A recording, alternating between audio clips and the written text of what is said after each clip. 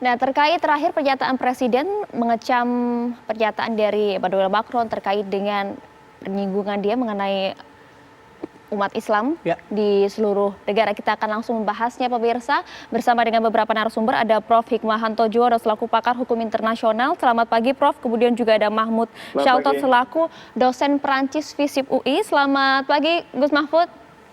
Ya, dan juga ada Prof. Makarim Wibisono, mantan Duta Besar Indonesia untuk PBB. Selamat pagi semuanya. Ya, kita ke Prof. Hikmahanto dulu. Prof. Hik, sebenarnya dengan pernyataan dari Presiden Indonesia Joko Widodo kemarin, apa yang Anda tangkap? Ya, yang saya tangkap adalah Presiden sudah merefleksikan aspirasi dari masyarakat kita di Indonesia yang berpenduduk Muslim terbesar, ya mayoritas. Lalu kemudian juga Presiden sudah menyampaikan kecaman itu. Meskipun Kemenlu sudah memanggil Duta Besar Prancis untuk menyampaikan concern dan kemudian juga kecaman. Dan kemudian juga yang ketiga, Presiden ingin agar dibedakan antara Islam dan terorisme. Itu ada pernyataan seperti itu dari Bapak Presiden. Dan menurut saya itu sangat-sangat penting sehingga masyarakat dunia tidak kemudian menyamakan Islam dengan tindakan-tindakan teror. Nah, hanya saja menurut saya apa yang disampaikan oleh Bapak Presiden mengakhiri tindakan-tindakan yang menurut kita juga tidak manusiawi, ya, seperti yang terjadi di Prancis dan terakhir di Nice Prancis juga, ya, bagaimana ada tindakan orang perorangan melakukan tindakan yang sangat keji. Nah, ini harus di stop. Ya, ini merupakan menurut saya tragedi kemanusiaan dan kita tidak tahu ya apakah tindakan ini akan berakhir atau tidak. Nah, oleh karena itu saya mengusulkan agar Bapak Presiden karena memiliki kedekatan dengan Presiden Macron mungkin bisa angkat telepon lalu berbicara dengan beliau secara sahabat untuk menyampaikan perspektif dari dunia Islam dan kemudian kita harapkan Presiden Macron mau menarik atau mencabut statement yang sebelumnya yang menjadi masalah dan kemudian meminta maaf dan kita bisa kembali lagi ke kehidupan normal tanpa warga Perancis itu diselimuti oleh kekhawatiran, tanpa kemudian juga hal-hal yang berbau Perancis itu dianggap sebagai musuh bagi masyarakat, ya. Kita bicara masyarakat, kita nggak bicara soal pemimpin gitu ya. Kalau pemimpin dan para elitnya saya yakin sudah paham betul. Tapi masyarakat itu yang jadi concern saya. Ya. Prof, kalau tadi menyarankan angkat telepon, langsung telepon secara personal gitu ke Macron, apakah langkah ini memberikan keuntungan lebih karena kan juga gelombang protes di Indonesia ini juga kan eskalasinya juga meningkat nih Prof. Itu bisa setidaknya meredam apa yang ada di masyarakat Indonesia? Ya, kalau menurut saya bisa meredam. Karena apa? Karena paling tidak ada ikhtiar lebih dari Bapak Presiden untuk menyampaikan sesuatu ke sahabatnya. Saya tidak ingin Bapak Presiden mengambil posisi seperti Presiden Turki Erdogan yang memang selain mengecam, beliau juga mengeluarkan statement-statement, bahkan perang statement dengan Presiden Macron. Kita, Indonesia harus menggunakan apa yang saya sebut sebagai soft approach. Ya, pendekatan yang katakanlah lembut untuk meyakinkan, untuk menggugah Presiden Macron bahwa sebaiknya beliau juga memahami apa yang menjadi concern dari dunia Islam. Sehingga tidak kemudian mengagung-agungkan kebebasan untuk berekspresi, gitu berpendapat, dan lain sebagainya. Ya, saya mau ke Mas Mahmud, dosen politik Perancis FISIP UI. Mas Mahmud? Ya. Nah, saya ingin mendapatkan pencerahan ya analisanya Mas Mahmud. Juga kan sempat membuat analisa sendiri di medsos ya, apa yang sebenarnya terjadi di Perancis. Apakah benar-benar hanya berangkat dari isu SARA saja sebenarnya di sana, Mas? Ya, terima kasih. Assalamualaikum warahmatullahi wabarakatuh. Waalaikumsalam warahmatullahi wabarakatuh. Selamat pagi semuanya. Pertama harus dijelaskan terkait pernyataan Emmanuel Macron. Misalnya kalau kita paham betul kronologinya, itu menurut saya Presiden leading satu. Yang kedua, terjadinya namanya lost interpretation. Nah, pertama konteks pidato Macron. Ini jadi ngomong kronologis dulu. Yang pertama harus dipahami tanggal 1 September Charlie Hebdo itu republikasi karikatur Nabi Muhammad. Saya menyampaikan bahwa ini akan menjadi masalah. Itu tanggal 2 September. Nah, terus kemudian ternyata betul. Tanggal 25 September itu terjadi teror di kota Paris di dekat kantor Charlie Hebdo. Nah, yang menarik, pada saat pasca teror 25 September yang menyebabkan korban luka-luka berat di Paris, itu yang pertama kali dilakukan oleh Presiden Macron adalah ketemu Dewan Masjid Prancis yang kita kenal namanya CFCM. Nah, CFCM ini merupakan kumpulan para ulama Prancis, ulama betulan, karena ini kalau terjemahan bahasa Indonesia setara dengan Dewan Masjid Prancis, atau dalam bahasa Prancisnya namanya Le Conseil Français du Culte Musulman. Nah, ini ketua Dewan Masjidnya ketemu dengan pengurusnya, ada di situ ada imam besar Masjid Paris, Imam Syamsuddin Al-Hafiz. Beliau adalah seorang hafal Quran. Nah, menyampaikan concern. Yang pertama, para imam ini punya concern terkait maraknya Islam radikal. Karena mereka sendiri juga menjadi diancam oleh kelompok Islam radikal. Terus kemudian yang kedua, bahwa mereka mengatakan ada fenomena separatisme Islamis. Separatisme Islamis, jadi orang-orang yang terpapar Islam radikal itu memisahkan diri, tidak mau tunduk pada hukum Prancis, pada nilai-nilai Prancis. Bahkan lebih dari itu, mereka tidak mau menyekolahkan anaknya ke sekolah. Nah, dan kemudian mereka memberikan antitesa. Antitesanya ada namanya Islam de Lumière, atau Islam yang mencerahkan, Islam rahmatan lil alamin, atau kita Islam berkemajuan lah ala Muhammadiyah, atau yang kemudian di situ ada nilai-nilai mencintai tanah air, yang kemudian kita kenal namanya hubul waton minal iman, sebuah konsep yang sangat dekat dengan Nahdlatul Ulama. Nah, kemudian itu tanggal 25, tanggal 26 pengurus Dewan Masjid Prancis punya concern, ini eskalasi pasti naik ini. Dan betul, tanggal 26 mereka ketemu Mendagri Prancis namanya Gérald Darmanin. Itu menyampaikan concern dan bahkan bahasanya lebih keras karena mereka tahu bahwa ini eskalasi para kelompok Islam radikal akan menjadi semakin masif pasca terbitnya Charlie Hebdo tanggal 1 September. Oke? Nah, kemudian betul mereka ngomong bahwa ini yang menjadi kunci melakukan deradikalisasi Islam di Prancis adalah para imam yang harus sekolah. Berarti memang diawali dari Charlie Hebdo waktu itu ya, Mas ya? Mahmud, ya? Ya, tanggal 1 itu yang jadi masalah. Jadi sepi tanggal 1, yang misalnya saya pelajari kronologisnya tanggal 1, terus kemudian meledak tanggal 25. Nah, tanggal 25, terus kemudian yang menarik, para imam ini, para syekh ini kemudian merapat ke presiden, ngasih tahu ke presiden, please cepat undang-undangkan, cepat atur di parlemen terkait separatisme Islam. Karena yang melakukan penusukan tanggal 25 September maupun melakukan pembunuhan terhadap Samuel Paty tanggal 16 Oktober itu adalah anak-anak muda tidak bersekolah. Oke. Berarti memang ada rentetan kejadian di sana dan kemudian salah satunya adalah politik internal di sana begitu ya. Nah, kita akan ke Prof. Makarim terlebih dahulu. Prof, apakah benar hanya politik internal saja, Prof? Apakah ada geopolitik dan hal-hal lainnya yang Anda lihat di sana? Ya, garis bawahi ya, poin yang disampaikan oleh Pak Mahmud.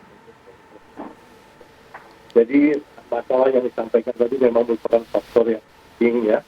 Nah, tetapi juga saya menggambarkan juga bagaimana keadaan di Eropa pada waktu itu. Ya. Seperti diketahui bahwa ada gejala menonjolnya ya masalah-masalah yang menyangkut mengenai cinta tanah air yang besar. Ya.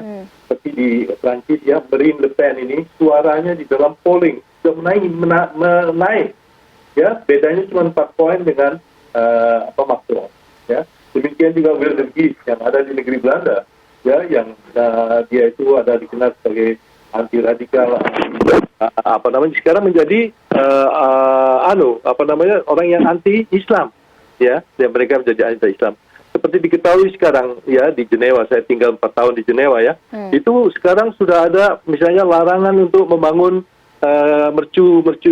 yang ada minaret yang ada di masjid-masjid. Jadi supaya kalau azan itu tidak mengganggu tetangga-tetangganya dan sebagainya. Jadi ada semacam mood atau perasaan, ya, masyarakat di sana yang mengarah mendukung kepada tanda-tanda atau slogan-slogan yang sifatnya nasionalistik, ya. Apalagi Prancis, ya, dikenal sebagai negara yang merupakan sumber ide, ya. Kita lihat Montesquieu dulu, ya, kita lihat konsep-konsepnya itu pakai di seluruh dunia. Nah, beliau atau masyarakat Prancis berusaha untuk, ya, mempertahankan prinsip kebebasan berekspresi. Jadi dia mengatakan bahwa menggambarkan Nabi Muhammad di dalam kartun itu merupakan suatu bagian daripada kebebasan berekspresi, ya. Apalagi kita ada prinsip laicite, jadi kayak semangat sekularisme daripada Prancis, ya, yang mengatakan bahwa mayoritas itu tidak bisa dikalahkan oleh hanya 6 juta orang, ya, Muslim yang ada di Prancis, ya. Nah, kita lihat sendiri, ya, bahwa umat Islam itu kan melarang adanya visualisasi atau menggambar wajah Nabi Muhammad secara virtual maupun secara langsung, ya. Jadi ini ada benturan, ya. Satu benturan ajaran agama yang melarang penggambaran wajah Nabi Muhammad, sedangkan Prancis berkeras untuk memegang kebebasan berekspresi yang membolehkan berbuat apa saja. Kita lihat dulu di Charlie Hebdo, ya, tahun 2019, ya, waktu dia menggambarkan kembali karikatur dari gambar-gambar 12 gambar-gambar dari Denmark yang pernah diterbitkan di Denmark, itu langsung ada reaksi dari umat Muslim ada di Prancis, yang ada 12 orang yang meninggal. Jadi di sini letaknya, ya, di sini letaknya. Jadi pertama adalah gelombang menguatnya spirit nasionalisme di Eropa. Bayangkan, ya, Inggris saja sekarang dipimpin oleh orang yang anti Uni Eropa, ya. Jadi ini sudah ingin mengarah ke situ. Kedua, sekarang ada yang namanya usaha untuk Macron melalui partai liberalnya itu supaya dilihat juga memiliki prinsip untuk menjunjung kebebasan berekspresi tadi. Jadi situasinya itu demikian, ya, gambarannya. Ya. Baik. Nanti kita lanjut lagi, ya, perbincangan dengan narasumber kami. Kami harus jeda terlebih dahulu. Apa kabar Indonesia Pagi akan kembali sesaat lagi.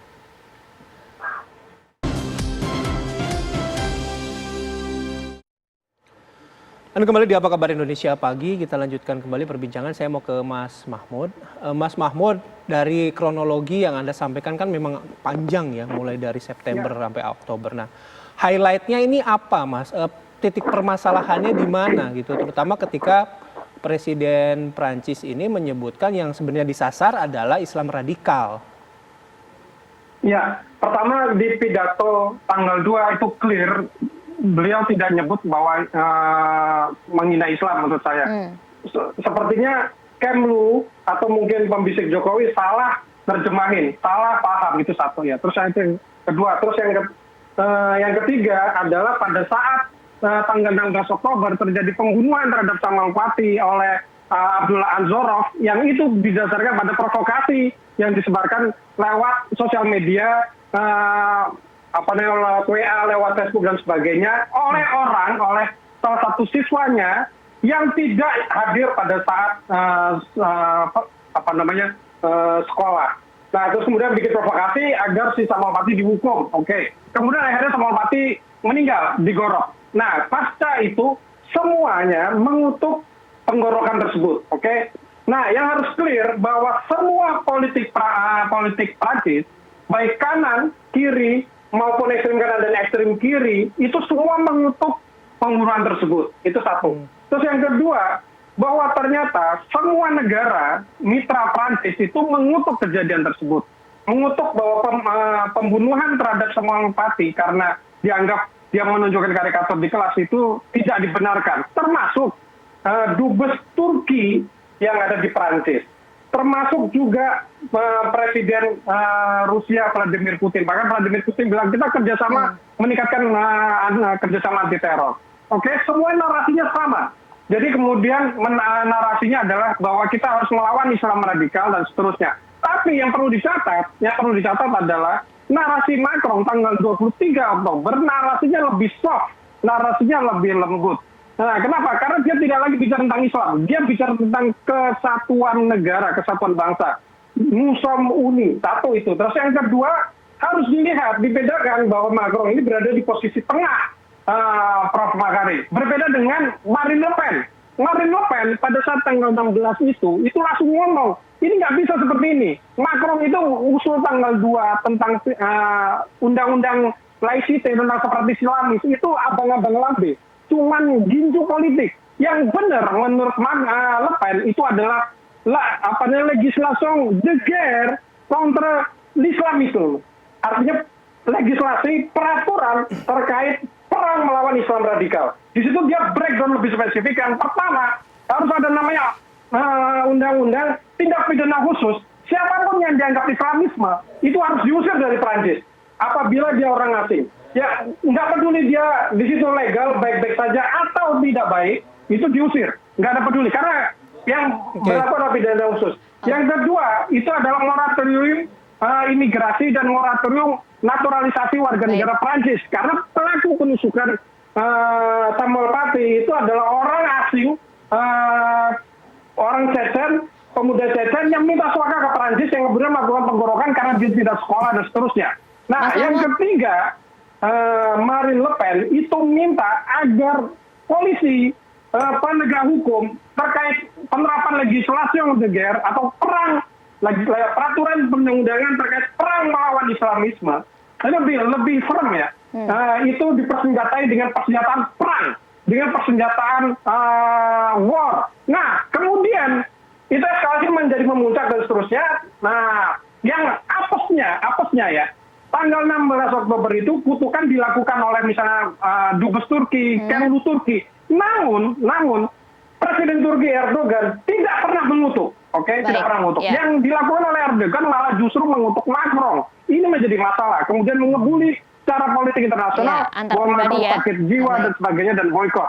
Nah, pasca seruan boykot Erdogan yang dilakukan oleh politisi Prancis dan semuanya, termasuk para imam masjid di Prancis, itu mengatakan bahwa itu adalah propaganda bohong, propaganda busuk yang dilakukan Erdogan memelintir untuk kepentingan politik dia mengatasnamakan Islam. Karena menurut Dewan Masjid Prancis dan juga misalnya Mas Mahmud, Masjid, kita potong sebentar, kita ke Prof. Makarim terlebih dahulu. Prof. Makarim, jadi sebenarnya yang salah dari pernyataan Macron tuh di titik mana? Apakah hanya kita saja yang salah mengerti, Prof?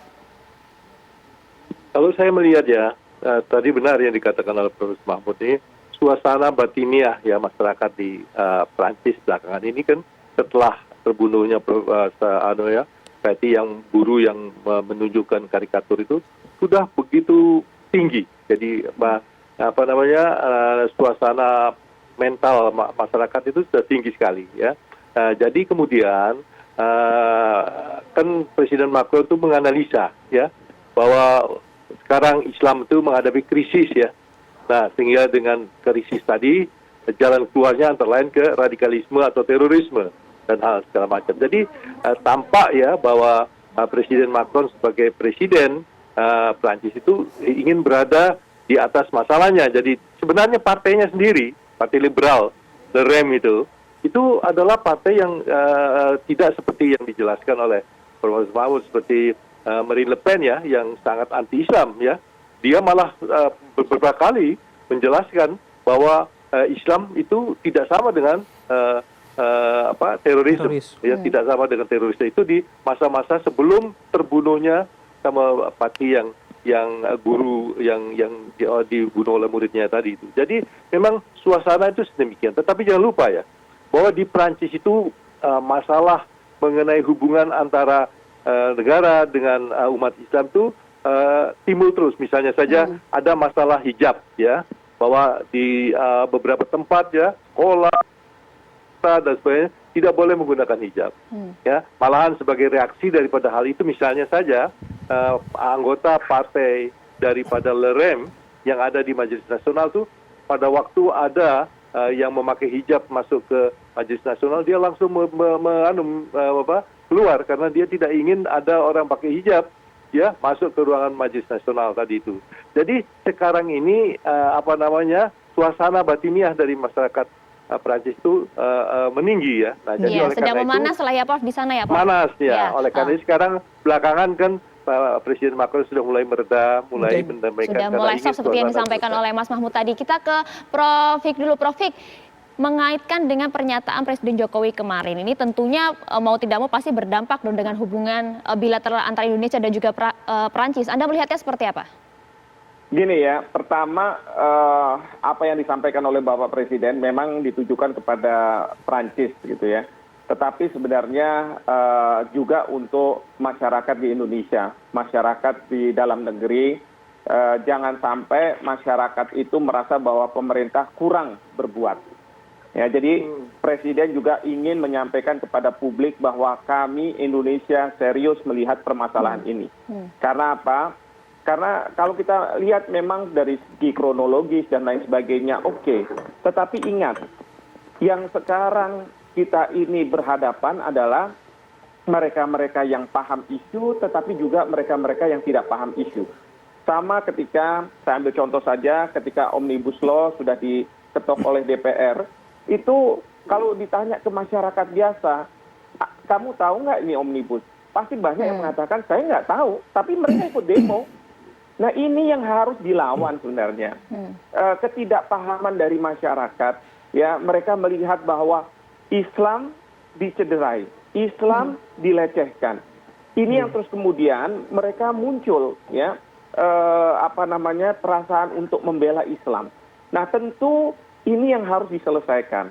Ini nggak bisa diselesaikan dengan mengatakan bahwa duduk permasalahannya seperti ini, lalu kemudian tolong dipahami situasi di Prancis seperti apa dan lain sebagainya. Tidak. Jadi ini yang harus diselesaikan oleh Bapak Presiden sudah tepat. Beliau mengecam. Jangan sampai masyarakat kita tadi melawan justru pemerintah kita sendiri. Itu sudah tidak benar.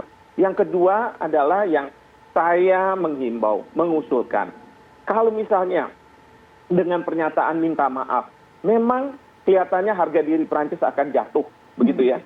Tapi ingat, ini masalah kemanusiaan. Kita bisa menghentikan tragedi kemanusiaan ini. Prof Fik, jika di Indonesia mungkin memang masyarakatnya mayoritas Muslim, tapi berbeda dengan di Prancis minoritas, gitu. Jangan sampai kemudian nanti jika Presiden kita meminta kepada Presiden Prancis untuk menarik pernyataan dirinya, begitu ya. Jangan sampai nanti kemudian malah didemo sendiri oleh masyarakat Prancis. Oh tidak bisa seperti itu. Kan ini Bapak Presiden tidak menyampaikan ini atas kemanusiaan. Ingat ya, garis bawah ini masalah kemanusiaan, bukan masalah Indonesia peran dan lain sebagainya. Tidak, ini masalah kemanusiaan. Jadi itu yang harus dipahami, narasi yang disampaikan oleh Bapak Presiden tentunya ketika bicara dengan Presiden Macron harus sedemikian rupa supaya Presiden Macron juga memahami. Karena apa?